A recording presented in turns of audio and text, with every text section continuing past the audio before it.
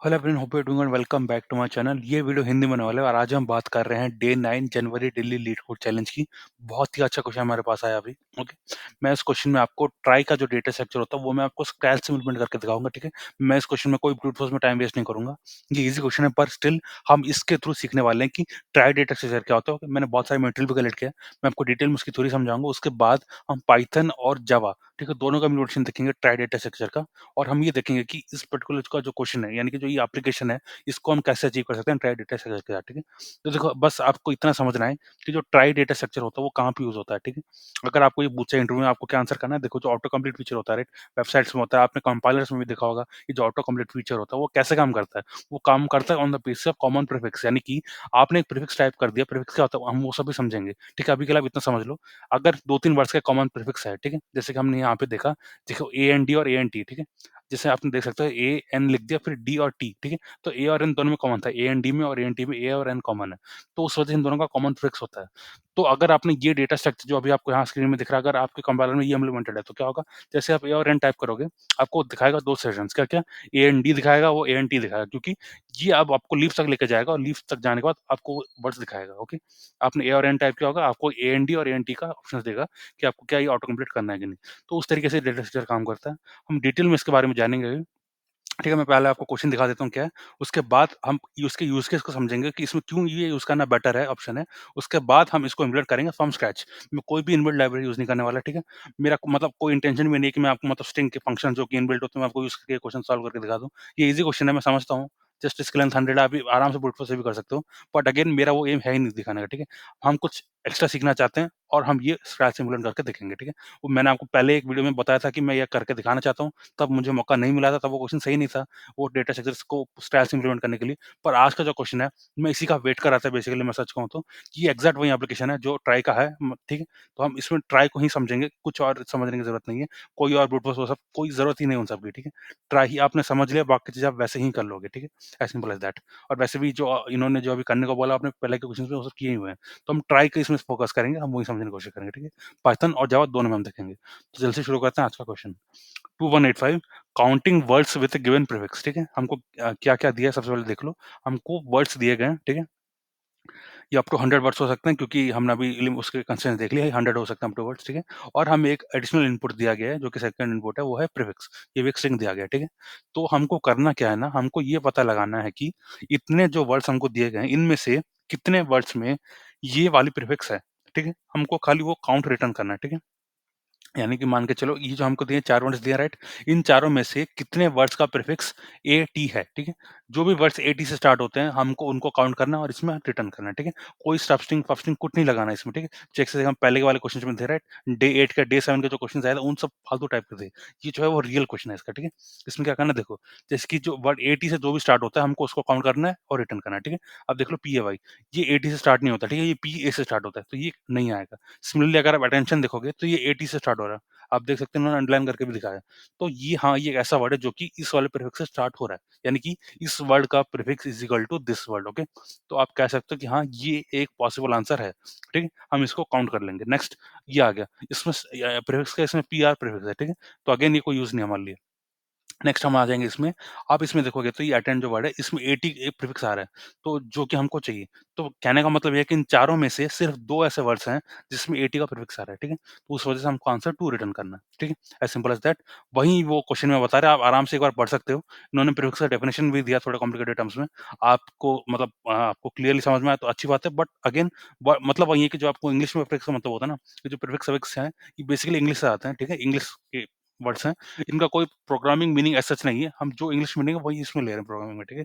Prefix का मतलब होता है कि अगर कोई एक वर्ड इस पर्टिकुलर वर्ड से स्टार्ट होता है, ठीक है? तो वो उसका प्रीफिक्स बन जाता है, ठीक है? वही है। तो वही हम यहाँ पे भी ले रहे हैं। आप आराम से बाकी 2 एग्ज़ाम्पल्स में देख सकते हो। कंस्ट्रेंट्स मैंने आपको पहले ही बता दिए। एक जो बहुत इंपॉर्टेंट चीज़ है वो गया कि जो भी हमको दिया जाएगा इनपुट में वो सब लोअर केस इंग्लिश लेटर्स होने वाले हैं, ठीक है? इसका कहाँ पे यूज़ होगा मैं अब आपको बताऊँगा। जावा के सॉल्यूशन में मैं आपको ये भी बताऊँगा कि कहाँ पे आपको 26 लिखना है, आप यहाँ पे 26 लिखना है, ये भी मैं आपको वही बताने वाला हूँ। जब हम उसमें आएँगे मैं आपको डिटेल में बताऊँगा, ठीक है? तो इस देखो क्योंकि सिर्फ लोअर केस लैंग्वेज होने वाला है, तो सिर्फ 26 ही पॉसिबिलिटीज़ बनती है हमारे पास, ठीक है? As simple as that. तो अभी जल्दी से शुरू करते हैं आज का क्वेश्चन। तो उससे पहले मैं आपको एक चीज़ बताना चाहता हूँ कि देखो, जब बात आ जाती है कॉमन प्रीफिक्स की, ठीक है? मतलब कहने का मतलब क्या है, हमको देखो नॉर्मली आप ब्रूट फोर्स में कैसे करोगे? आप हर एक वर्ड में जाओगे, आप हर एक वर्ड में चेक करोगे, क्या इसका प्रीफिक्स और मुझे जो प्रीफिक्स देखना है वो सेम है कि नहीं, ठीक है? अल्टीमेटली आप वही करने वाले हो, राइट? तो ठीक है, वो भी आप कर सकते हो, पर उसका एक और बेटर तरीका देखो इसमें क्या है, एक और चीज़ मैं आपको बता देना चाहता हूँ, देखो, इसमें तो फिलहाल अभी एक ही वर्ड दिया है, तो ठीक है, इसमें तो इस वो कितना मैटर नहीं है, पर आपको एक हार्ड क्वेश्चन में क्या होगा ना, आपको मल्टीपल वर्ड्स दिए रहेंगे, ठीक है? सिर्फ एक नहीं, मल्टीपल प्रीफिक्सेस दिए रहेंगे जो आपको ट्राई करने होंगे और आपको उनका काउंट रिटर्न करना होगा। वैसे केसेस में आपको ट्राई डेटा स्ट्रक्चर ही यूज़ करना पड़ेगा। ये तो फिलहाल ईज़ी क्वेश्चन है, तो ये आप मतलब ब्रूट फोर्स से भी कर सकते हो। पर अगेन आप समझ लो कि कहाँ पे यूज़ होगा ट्राई डेटा स्ट्रक्चर का, ठीक है? तो हमने एक बात समझ ली है कि हमको फिलहाल देखना है कि ऐसे कितने वर्ड्स हैं जिसमें ये प्रीफिक्स है, ठीक है? और एट द सेम टाइम हमको ये भी देखना है कि हम इसे ऑप्टिमली कैसे करेंगे, ठीक है? तो अब मैं आपको अभी ट्राई डेटा स्ट्रक्चर का थोड़ा इंट्रोडक्शन देता हूँ। देखो, ये उसका कुछ ऐसे दिखने वाला है।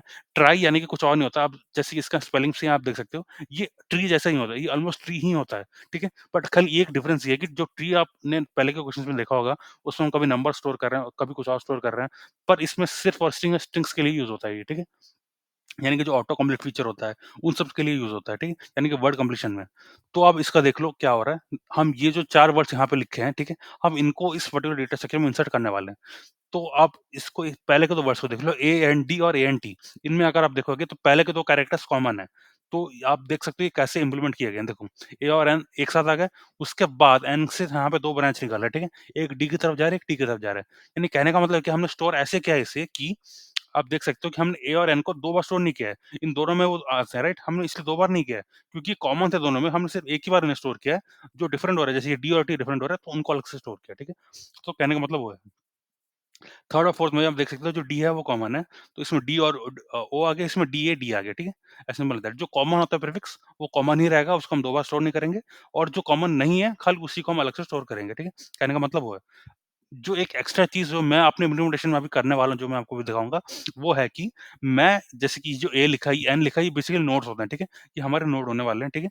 जो रेड कलर का आप दिख रहा है, ये रूट है, हम रूट को भी इम्प्लीमेंट करने वाले हैं। एक चीज़ जो एक्स्ट्रा है, जो इस डायग्राम में मेंशन नहीं है, वो है इसका फ्रीक्वेंसी काउंट, ठीक है? यानी कि आप देख सकते हो जो ए और एन है, वो 2 वर्ड्स में आ रहा है, ठीक है? वो हमें पता कैसे चलेगा? जब आप स्टोर कर रहे हो तभी आपको पता चल जाएगा, अगर आपने ए और एन को 2 बार पास कर दिया है, ठीक है? तो आपको पता चल गया होगा कि ऐसे 2 वर्ड्स हैं जिनमें ये प्रीफिक्स है।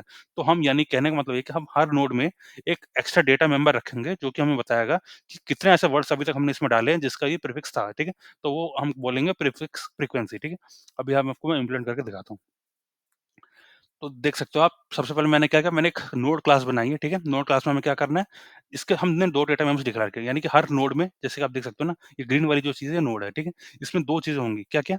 सबसे पहले तो इसमें लिंक होगा टू द नेक्स्ट नोड्स, ठीक है? इसमें लिंक होगा टू द नेक्स्ट नोड, जैसे कि आप देख सकते हो एन में लिंक है डी की तरफ और टी की तरफ, तो इसमें लिंक्स होंगे। और क्योंकि ये जो लिंक्स होंगे, ये मतलब क्या है, on the basis of characters, right? तो नेक्स्ट कैरेक्टर क्या उनके बेसिस पे है, तो इसलिए मैंने इसको एज़ अ मैप लिया है। कहने का मतलब है कि इसके 26 कीज़ पॉसिबल हो सकते हैं, ठीक है? ऑन अ वर्स्ट केस खाली 26 कीज़ हो सकते हैं और 26 इसके वैल्यूज़ हो सकते हैं, यानी कि उसका नोड, ठीक है? यानी कि उसका पॉइंटर, ठीक है? As simple as that. और देखो, अ, अगर आपको समझ में नहीं आ रहा है, तो देख लो इसमें क्या करना है ना, अगर मैं एन में हूँ, मुझे पता चला कि मुझे डी चाहिए, ठीक है? तो मैं डी की तरफ कैसे जाऊँगा? जो डी होगा वो मेरा की होगा, ठीक है? डी का जो वैल्यू होगा वो एक नोड होगा। नोड का मतलब क्या है? नोड का मतलब होता है कि एक another object of the node class, ठीक है? मुझे उसमें जाना है, तो मैं उसको इसमें स्टोर करने वाला हूँ। जो इसका वैल्यू होगा वो एक नोड होगा, जो इसका की होगा वो एक कैरेक्टर होगा, ए टू ज़ेड के बीच में स्मॉलर केस, ठीक है? और जैसे कि मैंने आपको बताया था, मैं एक एडिशनल चीज़ इम्प्लीमेंट कर रहा हूँ, जो कि होगा प्रीफिक्स फ्रीक्वेंसी। मुझे बताएगा कि अभी जो मेरा करंट नोड है, कितने वर्ड्स में ये मतलब ये प्रीफिक्स में आ चुका है, उसका काउंट मुझे देगा, ठीक है? बाय डिफ़ॉल्ट जब भी ये क्रिएट होगा, ये 1 रहेगा, ठीक है? अब मैं आपको ट्राई क्लास की इम्प्लीमेंटेशन देता हूँ। ट्राई क्लास जो ये हमने देखा, ये ट्राई है बेसिकली, ठीक है? इसमें हर एक जो ये सर्कल दिख रहा है, वो एक नोड था, ठीक है? ट्राई में हमने क्या किया, जब भी ये जो अभी मैं हाइलाइट कर रहा हूँ, कंस्ट्रक्टर होता है, ठीक है? अगर आपको ये चीज़ नहीं मालूम है, एक बार आप अच्छे से समझ लो, ऑब्जेक्ट ओरिएंटेड प्रोग्रामिंग क्या होता है, ये क्लासेस क्या होती हैं, ये सब चीज़ें क्या होता है, आप एक बार समझ लो, फिर आपको ये ईज़ी हो जाएगा, ठीक है? ये कंस्ट्रक्टर है, कंस्ट्रक्टर में क्या करना है, जब भी डेटा स्ट्रक्चर क्रिएट होगा, बेसिकली आपको क्या करना है ना, आपको एक रूट क्रिएट करना है, जो कि अगेन एक ऑब्जेक्ट होगा नोड क्लास का। एंड सिमिलरली देखो, जैसे कि आपने इस डायग्राम में देखा, जो रूट है, वो पार्ट नहीं है, ठीक है? मतलब रूट कोई कैरेक्टर को रिप्रेजेंट नहीं करता, आप समझ रहे हो ना? तो इसमें भी हम वही कर रहे हैं, जो रूट है, उसका जो प्रीफिक्स फ्रीक्वेंसी है उसको हम 0 कर दे रहे हैं उस वजह से, ठीक है? बाय डिफ़ॉल्ट ये 1 रहेगा, पर हमने इसको रूट 0 कर दिया रूट के लिए, ठीक है? नाउ जो ये इंसर्ट वर्ड है, ये हम हर वर्ड के लिए बेसिकली कॉल करने वाले हैं। आपको जो भी वर्ड्स यहाँ पे दिख रहे हैं, राइट? उन सब के लिए हम क्या करने वाले हैं, इस पर्टिकुलर फंक्शन को कॉल करने वाले हैं, ठीक है? सबसे इम्पोर्टेंट फंक्शन यही है यहाँ पे, ठीक है? ये क्या कर रहा है, हमने अब जो करंट वर्ड है उसको नोड में ले लिया, उसके बाद हम हर कैरेक्टर में जा रहे हैं अपने वर्ड के, ठीक है? हम सर्च कर रहे हैं क्या अभी जो मेरा नोड है उसमें ये वाला कैरेक्टर का कोई की है कि नहीं? यानी कि जो मेरे मैपिंग है उसमें ये पर्टिकुलर की है कि नहीं? अगर ये की नहीं है दैट मीन्स मैं वो वर्ड पहली बार देख रहा हूँ, ठीक है? तो मुझे क्या करना है, मुझे उसके लिए एक नोड क्रिएट करना रहेगा, ठीक है? मैंने नोड क्रिएट कर दिया। अब आप देख सकते हो जब भी एक नोड क्रिएट होता है तो क्या चीज़ होंगे कॉमन? उसपे एक ये होगा, उसमें ये होगा, ठीक है? और ये 1 होगा, उसकी फ्रीक्वेंसी भी 1 होगी क्योंकि हम पहली बार उसमें जा रहे हैं, ठीक है? अगर ये केस नहीं है यानी कि मैंने उसको पहले भी देखा हुआ है, यानी कि पहले भी आप देख सकते हो जैसे कि मान के चलो आपने ए एंड डी बना दिया, अब आप ए एंड टी कर रहे हो, ठीक है? तो ए और एन तो पहले से ही थे ना, तो उस केसेस में क्या होगा ना, ये वाला कंडीशन इम्प्लीमेंट होगा तब, ठीक है? यानी कि नोड पहले से एक्जिस्ट करता है, ठीक है? तो मुझे खाली क्या करना है, मुझे जाके उसकी प्रीफिक्स फ्रीक्वेंसी को खाली एक बार इंक्रीमेंट करना रहेगा, ठीक है? ये बाय डिफ़ॉल्ट 1 होगा, क्योंकि आप उसमें सेकंड टाइम जा रहे हो, उसको जाके प्रीफिक्स फ्रीक्वेंसी को इंक्रीमेंट कर दो बाय 1, ठीक है? As simple as that. और ये फिर चलता जाएगा, मैं अभी करंट नोड से नेक्स्ट वाले नोड में चला जाऊँगा, ठीक है? जो भी मेरा कैरेक्टर था, उसके नेक्स्ट नोड जो है, मैं उसमें चला जाऊँगा। एज़ सिंपल एज़ दैट, ठीक है? फाइन, ये ऐसे चलता जाएगा। हम हर कैरेक्टर के लिए बेसिकली हम एक नोड फाइंड कर रहे हैं। नोड एक्सिस्ट करता है तो वेल एंड गुड, आप उसकी फ्रीक्वेंसी फ्रीक्वेंसी बढ़ा दो। अगर वो एक्सिस्ट नहीं करता उसके लिए नया नोड बना दो। नया नोड बनाओगे तो उसकी फ्रीक्वेंसी 1 हो जाएगी, ठीक है? Simple as that. तो ये हो गया हमारा इंसर्ट वर्ड फंक्शन, ठीक है? नेक्स्ट आ जाता है प्रीफिक्स फ्रीक्वेंसी। ये फंक्शन खाली एक ही बार कॉल होगा इस पूरे प्रोग्राम में, ठीक है? आप इतना समझ लो। इसमें क्या हो रहा है, एग्ज़ैक्ट सेम चीज़ हो रही है जो हमने यहाँ पे किया था ना, ये जो पूरा पार्ट आप देख रहे हो एग्ज़ैक्ट सेम होने वाला है, ठीक है? बट एक डिफरेंस आएगा यहाँ पे। देखो इसमें क्या होता है ना, अगर हमारा आई एक्सिस्ट नहीं करता यानी कि कैरेक्टर एग्जिस्ट नहीं करता, हम क्या कर रहे थे, नोड को नया नोड बना रहे थे। इसमें क्या होगा, हम इसमें रिटर्न 0 करेंगे क्योंकि हमें क्या करना है इसमें, हमें देखना है कि क्या जो करंट प्रीफिक्स जो हम ढूँढ रहे हैं, वो कितनी बार एग्जिस्ट करती है, अगर एग्जिस्ट नहीं करती है तो हमें 0 रिटर्न करना है। तो कहने का मतलब है कि अगर उसमें एक भी वर्ड कैरेक्टर ऐसा आता है, जो कि मतलब एक जगह पे आके नहीं एग्जिस्ट कर रहा होता, तो हमको क्या रिटर्न करना है, 0 करना है क्योंकि यानी कि हमने जो भी वर्ड्स हमने देखा उनमें से कोई भी ऐसा प्रीफिक्स नहीं बना रहा है, ठीक है? तो हमें 0 रिटर्न करना है। अगर ये केस नहीं है यानी कि मतलब कोई कैरेक्टर एग्जिस्ट करता है तो हमें क्या करना है, एज़ सिंपल एज़ दैट उसमें नेक्स्ट चला जाना है, ठीक है? मतलब कि जो ये नेक्स्ट कैरेक्टर वाई है ना, यानी कि ये एक नोड को पॉइंट करता है, ठीक है? हम उस नोड में चले जाना है, हम उसको यहाँ पे स्टोर करेंगे, ठीक है? जब भी फॉर लूप खत्म हो जाएगा बेसिकली, या तो हम रिटर्न 0 कर चुके होंगे, अगर नहीं किया होगा, तो हम एक नोड में आके रुक चुके होंगे, ठीक है? हम एक नोड में आकर रुक चुके होंगे। एट लास्ट जब हम इस फॉर लूप से बाहर आते हैं, हमको उस नोड की फ्रीक्वेंसी जो प्रीफिक्स फ्रीक्वेंसी उसको रिटर्न करना है और वो होगा हमारा रियल आंसर, ठीक है? ये कुछ ऐसा है। अब हम देखते हैं एक्चुअल इम्प्लीमेंटेशन। जो आप जब आप प्रोग्राम को पहली बार स्टार्ट करोगे ना, जब इस क्वेश्चन में पहली बार आओगे, तो आपको खाली ये फंक्शन दिया रहेगा, ठीक है? ये सब जो भी मैंने अभी आपको दिखाया है, ये सब चीज़ें आपको खुद से क्रिएट करनी रहेंगी, ठीक है? यहाँ तक, ठीक है? अभी हम क्या कर रहे हैं, सबसे पहले मैंने अपना ट्राई डेटा स्ट्रक्चर बनाया, यानी कि उसके क्लास से मैंने एक ऑब्जेक्ट क्रिएट किया, उसको इंस्टेंशिएट किया, ठीक है? As simple as that. मैं हर वर्ड में गया, हर वर्ड में मैंने देखा क्या वो जो वर्ड का 0th कैरेक्टर है, वो अपने फ्रीक्वेंसी के 0th कैरेक्टर से मैच कर रहा है कि नहीं, ठीक है? रिमेंबर ये एक ऑप्टिमाइज़ेशन है, अगर आप ये नहीं करते, तो भी ये काम करेगा सॉल्यूशन, ठीक है? तो भी ये काम करेगा, बट अगेन जैसे कि मैंने कहा, ये एक ऑप्टिमाइज़ेशन है। कहने का मतलब ये है कि आप देख सकते हो जैसे कि मेरा जो प्रीफिक्स है वो ए से स्टार्ट हो रहा है, यानी कि जो वर्ड ए से स्टार्ट होता ही नहीं है, जैसे कि ये, तो इसका कोई मतलब ही नहीं इसको स्टोर करने का, राइट? तो मुझे सिर्फ़ उतने वर्ड स्टोर करने हैं जो कि ए से स्टार्ट होते हो, ठीक है? ये जस्ट एक ऑप्टिमाइज़ेशन है। अगेन आप चाहो तो करो, नहीं चाहो तो आप इसको छोड़ भी सकते हो, ठीक है? तो ये कंडीशन आप चाहो तो हटा भी सकते हो, राइट? तो मैंने ये ऐड कर दिया। तो अगर मेरा वर्ड का पहला वर्ड कैरेक्टर और ये प्रीफिक्स फ्रीक्वेंसी का कैरेक्टर प्रीफिक्स का पहला कैरेक्टर अगर दोनों सेम है, तो ही मैं उस वर्ड को अपने डेटा स्ट्रक्चर में इंसर्ट करूँगा, ठीक है? ट्राई डॉट इंसर्ट वर्ड ये, इंसर्ट वर्ड कहाँ से आ रहा है? यहाँ से आ रहा है, ठीक है? इंसर्ट वर्ड फंक्शन ये है, ठीक है? हमने उसमें इंसर्ट कर दिया, ठीक है? जब ये लूप खत्म हो जाता है यानी कि हमने जो भी सारे वर्ड्स हमें दिए थे, उन सारे को इंसर्ट कर दिया, अगर वो अपने प्रीफिक्स के पहले कैरेक्टर से स्टार्ट होते हैं तो, ठीक है? यानी कि इस केस में जो एग्जांपल 1 है उसमें क्या-क्या इंसर्ट होगा? ये इंसर्ट होगा, ठीक है? ये इंसर्ट हो जाएगा, खाली 2 वर्ड्स इंसर्ट होंगे, ठीक है?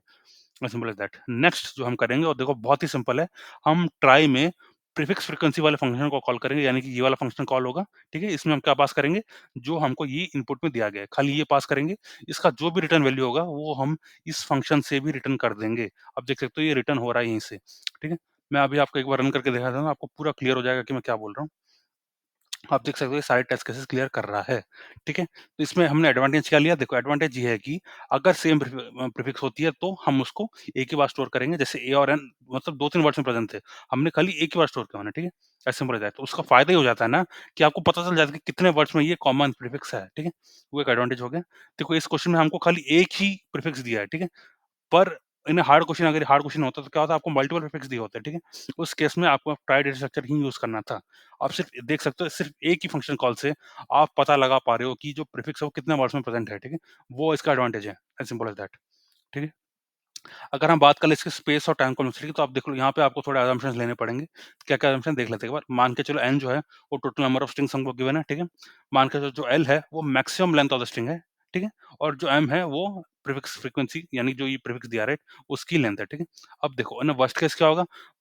देखो, ट्राई डेटा सेट का मतलब क्या है? अगर ये कॉमन प्रीफिक्स होगा तो हम उसको एक ही बार स्टोर करेंगे, ठीक है? मल्टीपल टाइम नहीं करेंगे। तो इन द वर्स्ट केस मान के चलो, जो भी हमें वर्ड्स मिले हैं उन सब में से किसी में भी कोई कॉमन प्रीफिक्स नहीं है। तो यानी कि उन हर कैरेक्टर को हमें स्टोर करना पड़ेगा, क्योंकि कोई भी कॉमन नहीं है कहीं पे भी, ठीक है? तो इन द वर्स्ट केस क्या होगा? n वर्ड्स हैं, हर एक का लेंथ l मान के चलो, जो कि मैक्स लेंथ है, तो n इन 12 कैरेक्टर्स हमको अपने डेटा सेट में स्टोर करने पड़ जाएँगे, ठीक है? तो उस वजह से आप देख सकते हो, जो इसकी टाइम कॉम्प्लेक्सिटी होगी वो भी n इन 12 होगी, और जो स्पेस होगी वो भी n इन 12 होगी, ठीक है? टाइम कॉम्प्लेक्सिटी में एक और चीज़ एडिशनली जो हमको करना है, देखो यहाँ पे हम क्या कर रहे हैं, जो हमको इनपुट दिया प्रीफिक्स, हम उसको भी एक बार पार्स कर रहे हैं, ठीक है? आपने देखा होगा जो ये फंक्शन है, इसमें भी हम वही करें कि हम उसको पूरे को एक बार पार्स कर रहे हैं। तो इसका भी इम्पैक्ट आएगा टाइम कॉम्प्लेक्सिटी में, और ये भी आएगा, ठीक है? तो n इन 12 प्लस m आ जाएगा इस वजह से। पर क्योंकि हमने सिर्फ, रिमेंबर ये जो प्रीफिक्स आपको दिया है ना, ये हमने स्टोर नहीं किया अपने डेटा स्ट्रक्चर में, ठीक है? ये सिर्फ पार्स कर रहे हैं हम, ठीक है? ये हमने इंसर्ट वर्ड में कभी यूज़ नहीं किया है, हमने सिर्फ इसको प्रीफिक्स फ्रीक्वेंसी में यूज़ किया है। यानी कि हम उसको सिर्फ पार्स करेंगे, ठीक है? इसको हम स्टोर नहीं करेंगे। तो उस वजह से आप देख सकते हो, स्पेस कॉम्प्लेक्सिटी में खाली n इन 12 आएगा, टाइम कॉम्प्लेक्सिटी में खाली प्लस m आएगा। m कहाँ से आ रहा है? ये वहीं से आ रहा है कि m is the length of the prefix string preference, ठीक है?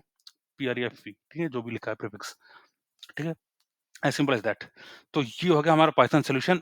मैं समझ सकता हूँ अगर आपको ये हार्ड लगा हो तो पॉज़ द वीडियो, जो मैं आपको कमेंट सेक्शन में कोड दूँगा, उसमें आप अपने खुद के कंपाइलर में एक बार पेस्ट करके देखो, समझो क्या हो रहा है। एक पेन एंड पेपर लो, ड्रॉ करो डायग्राम को, कैसे काम हो रहा है, क्या हो रहा है। देन आई एम श्योर कि आप समझ जाओगे कि कैसे हो रहा है, ठीक है?